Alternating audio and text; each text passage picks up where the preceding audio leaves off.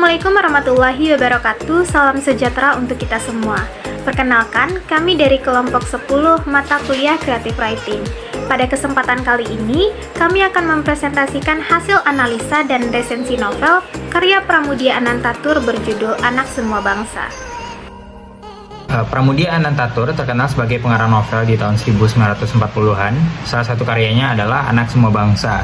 Ia lahir di Blora, Jawa Tengah pada 6 Februari 1925 dan meninggal di Jakarta pada tanggal 30 April tahun 2006. Pramudia memiliki nama asli yaitu Pramudia Anantamastur sebagai yang tertulis pada koleksi cerita pendek semi autobiografinya yang berjudul Cerita dari Blora. Oleh karena nama keluarga Mastur dirasa terlalu aristokratik, ia menghilangkan awalan Jawa Mas dari nama tersebut dan menggunakan Tur sebagai nama atau identitas keluarganya. Ayah dari Pram merupakan seorang guru yang awalnya bertugas di HIS Rembang dan kemudian menjadi guru sekolah swasta Budi Utomo sekaligus menjadi kepala sekolahnya. Ibu Pramudia merupakan anak penghulu di Rembang dan memuar hikayat sebuah nama. Dikemukakan dalam lingkungan keluarga, ia dipanggil sebagai Mas Muk karena menjadi anak sulung dari 8 bersaudara yang terdiri dari 5 orang laki-laki dan 3 perempuan. Atas perintah abang tertuanya itu, adik dari Pramudia meletakkan nama belakang Tur sebagai nama keluarga, yakni Pradito Tur, Kunmarjatun Tur, Umisaptun Tur, Kusaisah Tur, Kusalah Subagio Tur, Susilo Tur, dan Susetyo Tur. Pramudia Anantatur menamatkan sekolah dasar atau sekolah rendah di Institut Budi Utomo di Blora dan melanjutkan pendidikannya selama 1,5 tahun di Sekolah Teknik Radio Surabaya pada tahun 1940 sampai dengan tahun 1941. Dia tidak memiliki ijazah dari sekolah itu karena ijazah yang dikirim ke Bandung untuk disahkan tidak pernah diterima kembali akibat kedatangan Jepang ke Indonesia pada awal-awal tahun 1942. Pada bulan Mei 1942, Pramudia Anantatur meninggalkan Rembang dan Blora untuk pergi ke Jakarta. Dia bekerja di kantor berita Dumei. Sambil bekerja, ia mengikuti pendidikan di Taman Siswa pada tahun 1942 sampai dengan 1943. Kursus di Sekolah Stenografi pada tahun 1944 sampai 45. Lalu menempuh kuliah di Sekolah Tinggi Islam Jakarta pada tahun 1945 untuk mata kuliah filsafat, sosiologi, dan sejarah. Pada tahun 1945, ia keluar dari kantor berita Dumui dan pergi menjelajahi Pulau Jawa. Bulan Agustus 1945, saat kemerdekaan Indonesia diproklamasikan, ia sedang berada di Kediri. Tahun 1946, ia ikut menjadi prajurit resmi sampai mendapat pangkat Letnan II Tentara Keamanan Rakyat atau TKR yang ditempatkan di Cikampek dengan sekutu Front Jakarta Timur. Dia kembali ke Jakarta pada tahun 1947 melalui penyusupan, tetapi ditangkap militer Belanda yang berada di Cipinang. Tanggal 22 Juli 1947, ia ditangkap marinir Belanda karena menyimpan dokumen gerakan bawah tanah menentang Belanda. Dia dipenjarakan tanpa diadili di penjara Bukit Duri pada tahun 1949. Dan pada tahun 1950 sampai 51 ia bekerja sebagai redaktur Balai Pustaka, dan pada tahun 50 ia menerima hadiah sastra dari Balai Pustaka atas novelnya yang berjudul Perburuan. Pada tahun yang sama ia menikah dengan wanita yang sering datang ke penjara ketika Pram berada di penjara, yang juga masih keluarga dekatnya, yaitu Husni Tamrin. Anak Semua Bangsa menceritakan perjuangan batin Minke ketika istrinya bernama Annelies harus dibawa paksa ke Belanda, sempat ditahan dan tidak bisa keluar rumah. Pihak keluarga Nyai Ontosoro pun tidak tinggal diam. Mereka mengirimkan seorang teman Minke bernama Panji Darman alias Jan de Forste, mana untuk menemani dan memantau keadaan Annelies di sana. Kondisi yang serba sulit membuat komunikasi mereka hanya bisa dilakukan melalui surat menyurat. Selama jauh dari Annelies, Minke tak ingin tinggal diam dan pasrah dengan menerima keadaan. Dia mencoba belajar pada Nyai Ontosoro mengenai berbagai hal. Hal ini mulai belajar dari menjalankan bisnis, urusan hukum, hingga menjadikan ini inspirasinya untuk menulis. Cerita dimulai ketika hadirnya berbagai permasalahan yang dialami Minke. Setelah bertemu dengan Annelies, ia harus bisa membayar konsekuensi dari apa yang menjadi pilihannya. Minke seharusnya bisa memperoleh pendidikan khas Eropa guna meneruskan bisnis ayahnya. Namun, ia justru memutuskan menjadi seorang manusia merdeka agar bisa melakukan segala sesuatu berdasarkan dan sesuai kata hati. Hal ini sejalan dengan apa yang berdasarkan atau yang disampaikan sahabatnya bernama Jean Maris, yang mempunyai pondasi berpikir berdasarkan revolusi Prancis. Minke terpesona dengan berbagai ide revolusi tersebut, sebab bisa menyulap semua tatanan yang ada di negara terkenal dengan menara Eiffel dalam sekejap. Sebagai seorang ningrat, Minke harus merasakan kentalnya sistem kolonial. Ia sadar bahwa saat ini tengah hidup di sebuah alam yang penuh sekat, di mana ada manusia Eropa sebagai dewa dari segalanya. Kemajuan ilmu pengetahuan yang dimiliki bangsa Eropa mampu menguasai 2/3 dari kehidupan bumi. Berhasil menyelesaikan jenjang pendidikan di Horgeburg School adalah sebuah kebanggaan karena sekolah yang tersebut hanya diperuntukkan bagi orang Eropa, Belanda, serta elit pribumi. Terlebih bahasa pengantarnya, yaitu bahasa Belanda, sehingga meninggikan derajat mereka para kaum pribumi. Sebelum lulus, Minke telah memperoleh anugerah yang sangat luar biasa. Ia juga mampu menaklukkan hati seorang gadis putri administratur Belanda, yaitu bernama Amelis Melema. Minke kemudian memberi sebutan nama Amelis sebagai bunga penutup abad. Pada sebuah bagian cerita, terlihat Minke bertamu dan datang ke rumah calon mertuanya dengan balutan pakaian Eropa. Ia menggunakan kemeja, jas, dan rompi, serta juga berkopiah belangkon untuk dapat menunjukkan etnis Jawanya. Minke menyapa dengan menggunakan bahasa Belanda dengan sangat sopan. Namun, semua itu justru dibalas hardik oleh Herman Melema.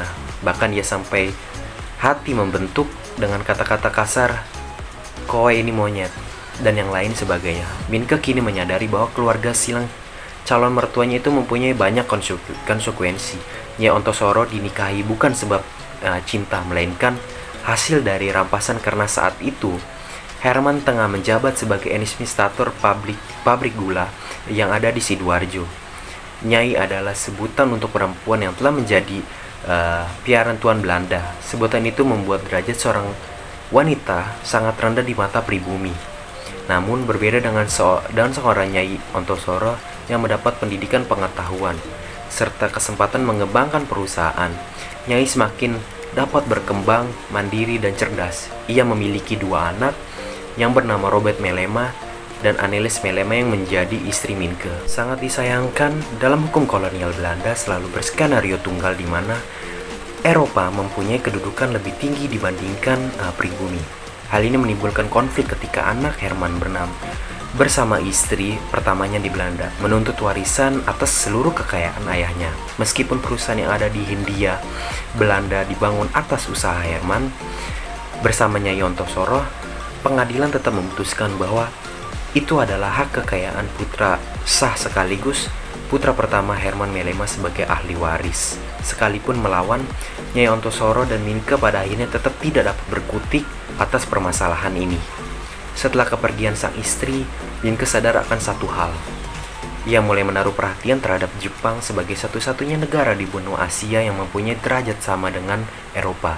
Banyak pemuda Jepang yang belajar di Eropa dan kemudian mempraktekkan ilmu tersebut di negaranya. Semakin hari, perhatian Minke kini beralih pada aktivitas Tiongkok bernama Koaso, yang dianggap sebagai perusak dari kepampanan bangsanya. Akibatnya, Koaso terpaksa pergi dari negaranya sebab dianggap sebagai buronan. Padahal niatnya baik, yaitu mengingatkan bangsanya terhadap serangan hegemoni luar negeri. Suatu hari Minke tengah bertemu jurnalis yang bernama Komer. Pria peranakan Eropa ini secara frontal mengatakan Minke tidak akan mengenal bangsanya. Pernyataan ini tentu tidak pernah diterima Minke. Namun saat menantang dirinya sendiri untuk membaca kondisi laki-laki pemikul kacang tanah, Minke tidak dapat mengetahui berapa penghasilannya, berapa jumlah panennya, dan yang lain sebagainya.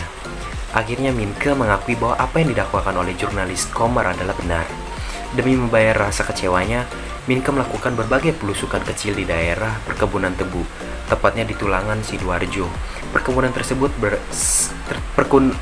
tersebut sebenarnya merupakan lahan produktif bagi warga, namun kenyataannya para petani justru sangat terintimidasi akibat mempertahankan lainnya. Minke kini memahami bahwa akibat mempertahankan dari pabrik gula justru membuat masyarakat sangat sengsara. Ia memutuskan untuk menginap di salah satu gubuk Trunodongso untuk mendapatkan informasi yang lebih akurat. Minke berjanji pada Trunodongso akan membantunya lewat tulisan yang menceritakan penderitaan para petani. Tetapi saat ingin menerbitkan tulisannya, Mijiman seketika menolak. Minke putus asa dan memilih melanjutkan studinya di Batavia untuk menjadi dokter. Ketika melakukan perjalanan langsung ke Batavia dengan kapal Oosthoek, ia sempat bertemu dengan Terhar. Orang Belanda tersebut mengatakan bahwa pada zaman modern, setiap orang tunduk atas modal besar. Penjajahan yang dilakukan bangsa Eropa sebenarnya untuk mencukupi kebutuhan modal. Modal bisa memunculkan kesengsaraan serta bencana. Minke diwanti-wanti, jika ada penderitaan yang timbul akibat ulah manusia, maka itu tidak disebut dengan bencana alam. Manusia pasti bisa melawannya. Minke hampir berkunjung ke kantor koran lokal di Semarang untuk menulis lagi. Sayangnya, ia dijemput polisi untuk kembali ke Wonokromo. Ketika pulang, Nyai Ontosoro ternyata harus berhadapan dengan putra sang putra Herman Melema, yaitu Insinyur Mauritius Melema. Dengan kelicikannya, Mauritius berhasil menyingkirkan Annelies dan mendapatkan seluruh hak atas kekayaan Herman Melema di Hindia Belanda. Selanjutnya unsur intrinsik. Yang pertama ada tema. Anak Semua Bangsa menggambarkan situasi Hindia Belanda pada masa penjajahan Belanda di Indonesia. Buku ini menyajikan kisah kehidupan masyarakat kita yang dalam segala aspek harus terkekang oleh tindakan kolonialisme. Kondisi sosial, budaya, ekonomi, hingga politik tergambarkan dengan jelas dalam buku ini. Dapat dikatakan kuatnya kependudukan Belanda pada saat itu menyebabkan situasi politik dan ekonomi menjadi sangat dominan. Inilah yang membuat tokoh Minke diceritakan berani untuk mengambil tindakan dan memperjuangkan hak-hak pribumi untuk merdeka di tanah mereka sendiri. Poin kedua yaitu latar. Buku ini memiliki 3 jenis latar, yaitu latar waktu, latar tempat, dan latar suasana. Pertama adalah latar waktu. Buku ini hadir dengan cerita berlatarkan masa kependudukan Belanda di akhir abad ke-19 atau sekitar tahun 1899. Pada saat ini semangat perjuangan mulai nampak dan semakin bergejolak di masa-masa berikutnya. Kedua ada latar tempat. Buku ini mengambil latar pada 2 tempat, yaitu Belanda dan Hindia Belanda atau saat ini lebih dikenal dengan nama Indonesia. Beberapa tempat yang disebutkan antara lain Nederland Belanda, Borderit Buitenzorg di Wonokromo, kapal Oosthoek di Tanjung Perak, rumah Robert Surhoff di Surabaya, dan pabrik gula di Tulangan Sidoarjo. Ketiga, latar suasana. Buku ini menyajikan suasana yang kelam, emosional, dan cenderung menyedihkan. Kepergian Annelies menghadirkan suasana yang sangat emosional dan penuh haru. Tidak hanya ibu dan suami yang merasa kehilangan, tetapi seluruh warga Wonokromo turut merasakannya. Poin ketiga yaitu alur. Dalam menyajikan situasi kolonialisme Hindia Belanda, buku ini memiliki alur maju. Anak Semua Bangsa merupakan kelanjutan dari Bumi Manusia, yang mana cerita pada Anak Semua Bangsa diawali dengan kepergian Annelies menuju Nederland. Kemudian secara runtut cerita bergulir pada kehidupan Minke dan Nyai Ontosoro untuk bertahan hidup di tengah konflik yang mereka hadapi. Poin keempat yaitu sudut pandang. Anak Semua Bangsa menggunakan sudut pandang orang pertama seperti yang tertera pada salah satu narasi, langkah kaki yang cepat membuat aku dengan sendirinya menegakkan badan. Narasi ini dengan jelas menunjukkan bahwa Minke sebagai tokoh yang menjabarkan keseluruhan ceritanya. Jadi semua cerita yang disajikan berasal dari sudut pandang seorang Minke. Poin kelima yaitu amanat. Mengambil latar belakang kependudukan Belanda, buku ini lebih menyerukan pada semangat perjuangan dalam mendirikan kebenaran dan keadilan.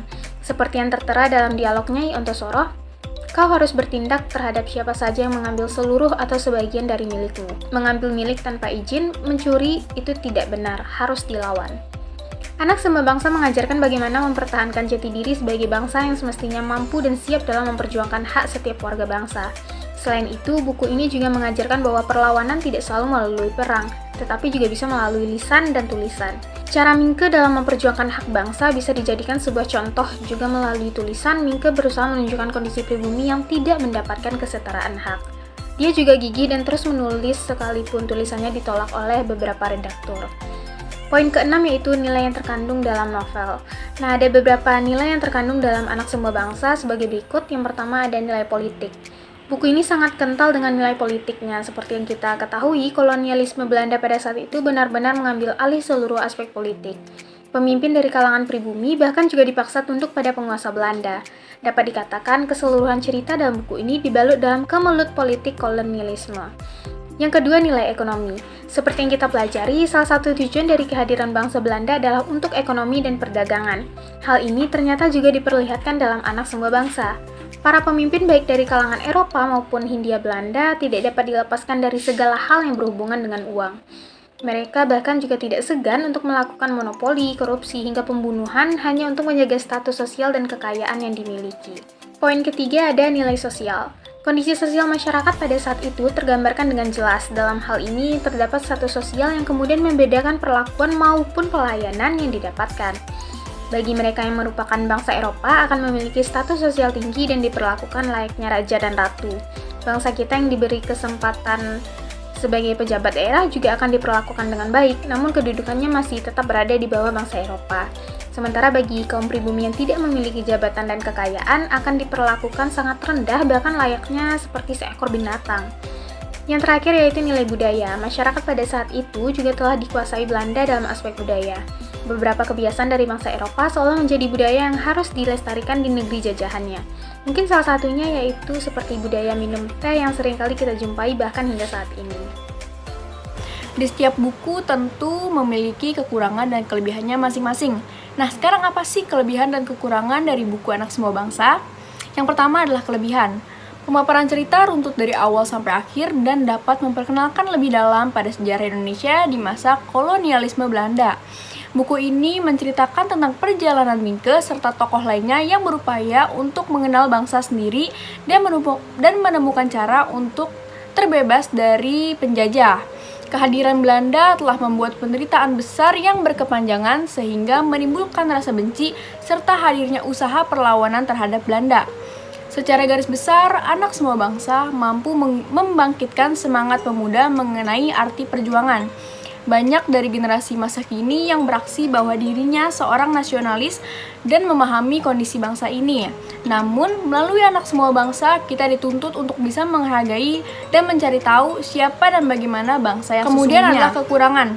Tokoh yang diangkat oleh Pramudia dalam ceritanya cukup banyak, sehingga terkadang pembaca menjadi tidak fokus pada masing-masing alur yang diciptakan.